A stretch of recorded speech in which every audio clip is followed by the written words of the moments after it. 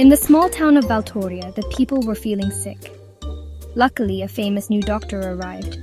His name was Dr. Hugo, and he came with a big smile and a small bag of strange tools. Early in the morning, the first patient arrived.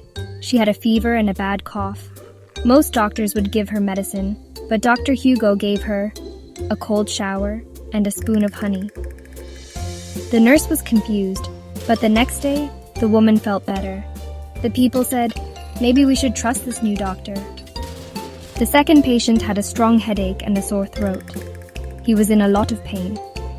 Dr. Hugo gave him a balloon and told him to blow it up many times. The man thought it was strange, but he did it. Later, his head felt lighter and his throat was not so dry. You ought to try this, doctor, he told his neighbors. Later that day, a boy came in with a cold. His nose was red and he was sneezing. Dr. Hugo told him, "You had better wear wet socks and eat spicy soup." The boy laughed, but he followed the advice. The next day, the cold was gone. Next, a woman had a stomachache and wanted a tablet to feel better. But Dr. Hugo gave her a glass of warm lemon juice and told her to walk slowly around her house for 10 minutes. She felt silly, but it worked. "He's strange," she said, "but maybe we shouldn't always take medicine." Another patient had a toothache. He was afraid the doctor would take out his tooth. But Dr. Hugo gave him a small pillow and told him to scream into it for 5 minutes, then bite a clove. It was very strange. But the next morning, the pain was gone. "You ought to listen to this man," said the patient. "He is magic."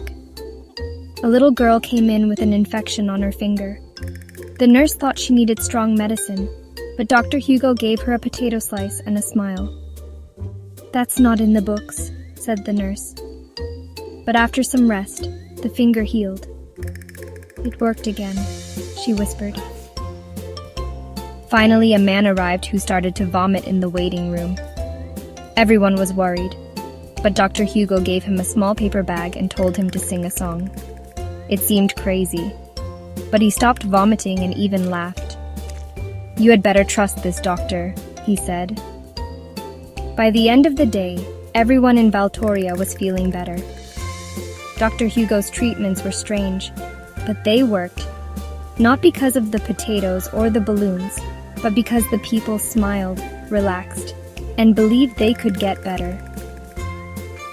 Maybe sometimes people ought to laugh a little, rest more, and worry less. And so Dr. Hugo became a legend in Valtoria, the doctor who cured with kindness and a little bit of silliness.